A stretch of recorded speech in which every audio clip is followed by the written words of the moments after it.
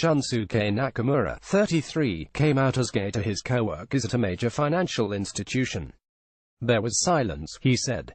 Kazuhiro Yokozaki for the New York Times Tokyo. Once a week, the Japanese insurance company where Shunsuke Nakamura works tries to enliven its morning staff meeting by having employees give personal presentations.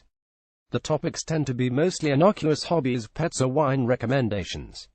Mr. Nakamura used his turn, though, to come out as gay. There was silence. People were surprised, Mr. Nakamura, 33, said of his talk, which he gave to a group of about 50 colleagues last year. His company, like many in Japan, is trying to become more gay-friendly. It recently extended family benefits to employees' same-sex partners, and said it would allow its gay customers to name the partners as beneficiaries of its life insurance plans, something previously limited only to legally sanctioned, opposite-sex spouses. Such changes have proliferated across the economy in recent years, with a rising number of goods and services targeting the gay community in what many Japanese describe as an LGBT boom. It is a striking trend in a country where departures from the norm, sexual or otherwise, have long been something to keep hidden, especially at work. Being openly gay was something for niche transgressive pop stars. For the average gray-suited salaryman, it was all but unthinkable. And when it comes to the government, marriage for same-sex couples remains off-limits. But a combination of evolving social attitudes and competition for talent is forcing businesses here to adapt. As Japanese companies expand overseas, and increasingly face off against Western businesses at home, they are having to change how they hire. In Japan, the image of LGBT people is in transition, from invisible to open, said Ken Suzuki, who studies sexuality at Meiji University in Tokyo and is active in Japan's gay rights movement. Yet the reality for gay Japanese workers is only starting to shift, and unspoken expectations of secrecy remain the norm. Mr. Nakamura said that his colleagues had been supportive, but that coming out at work was still seen as peculiar enough that his supervisors asked him to keep his company's name out of this article. He reckons that despite his employees' efforts to be more inclusive, he is still the only one of the firm's roughly 5,000 employees who is openly gay. Professor Suzuki said the prevailing attitude toward homosexuality in Japan had long been indifference rather than hate. Where traditionalists in the United States have sought to root out gays, for example, with anti-sodomy laws, in Japan, people just don't want to know, he said. Vibrant gay clubs operate freely in big cities here, but it remains relatively rare for people to come out to the families, let alone their co-workers and bosses. While surveys show the public is evenly split on gay marriage, organized political campaigning on the issue is still marginal. The government, which is dominated by conservatives, has mostly steered clear of the issue. Gay marriage has received no serious political debate. As far as the law is concerned, homosexuality doesn't exist, Professor Suzuki said. Acceptance of this don't ask, don't tell approach is declining, however, as younger people insist on living more openly. Japan is also facing a painful shortage of labor, largely the result of low birth rates and limited immigration.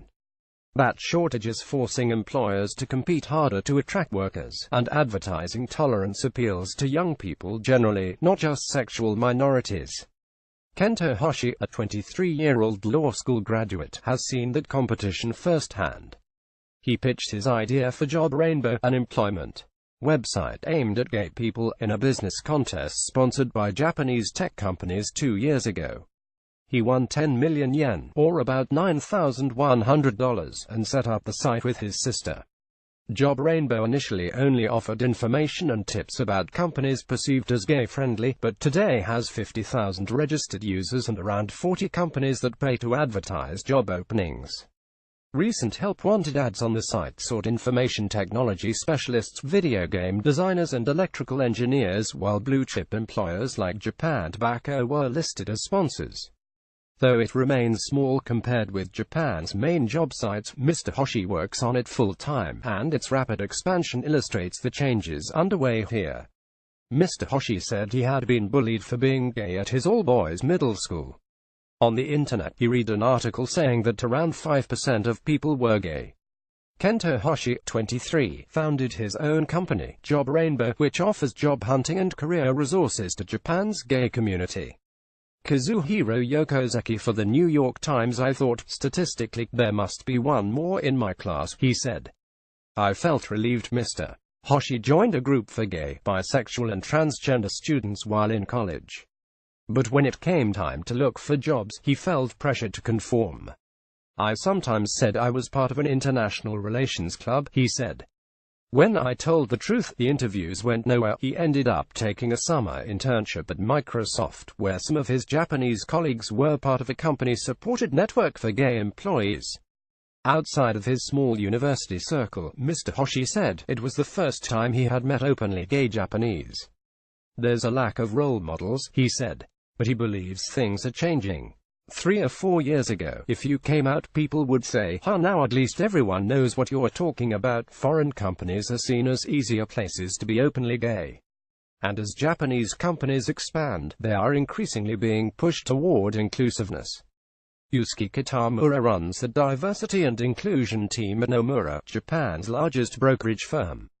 Nomura introduced policies to accommodate gay employees and their families after it bought the European and Asian operations of Lehman Brothers following Lehman's collapse in 2008, but so far, according to Mr. Kitamura, only a handful of its 14,000 staff members in Japan have registered same-sex partners for benefits, something he blamed on ingrained aversion among Japanese to standing out and seeming disruptive. Even if the symbolic value is great, the material rewards on offer are mostly small, meaning that employees who are reluctant to come out openly are unlikely to be swayed by them.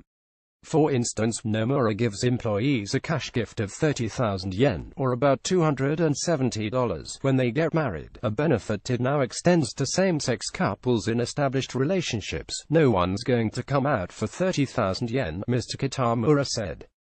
We have a system in place. Now it's about changing the culture. There are signs of that happening. This year, at the urging of an activist group led by Professor Suzuki, the northern city of Sapporo began issuing partnership certificates to same-sex couples, a first for a Japanese city.